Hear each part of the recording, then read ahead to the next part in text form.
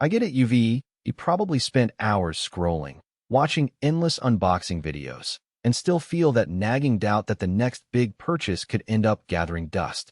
You don't want to drop $100+ on a TV and sound system that looks great in the box, but falls flat on movie night, right? Link is in the description if you want to check the product details on Amazon. So let's cut through the hype and see whether the Sony 75-inch BRAVIA 4K paired with the HTA 8008 speaker soundbar actually earns its place in a living room that's trying to feel like a small home theater. First off, the biggest question most people have is whether a soundbar can really make a difference when you already have a massive 75-inch 4K screen. The HTA 8000 isn't just another thin strip. It's a full-height unit with 8 speakers angled to bounce sound off the walls, promising that 360 spatial sound Sony advertises. In practice, that means dialogue that used to get lost in the background of a crowded sitcom now sits right in front of you, clear enough that you can pick up a whisper from a character in the corner of the frame. If you've ever yelled, "What did they just say?" during a thriller, you'll notice the difference right away. Bass is another litmus test. The bar includes a dedicated subwoofer that can be tucked away behind a couch or mounted on a wall. In a medium-sized living room, say around 300 square feet, the low end feels present without shaking the whole house.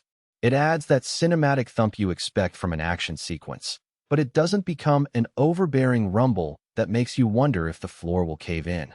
If your space is a tiny apartment, you might want to keep the subwoofer volume modest, because the room's reflective surfaces can amplify the bass more than you'd like. Surround effect is a claim that often feels like marketing fluff, but here you actually get a sense of directionality. When you watch a sci-fi film with lasers streaking from left to right, the sound seems to travel across the room, not just come from a single spot. This works best in a room where you can place seating a few feet away from the walls, allowing the sound to bounce and create that immersive feel.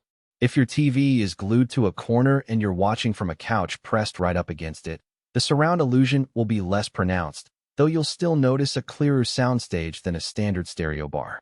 Connectivity is where the bundle starts to feel truly convenient. The soundbar runs Google TV, so you can launch Netflix, Disney+, or YouTube directly from the bar's remote without having to juggle another device. The remote itself has voice-activated Google Assistant built in, meaning you can ask it to dim the lights, set a timer, or pull up a recipe while the TV stays on your show. The only hiccup is that the remote can be a bit stiff out of the box, and you'll need a quick press and hold for the voice commands. But after a couple of days, it smooths out.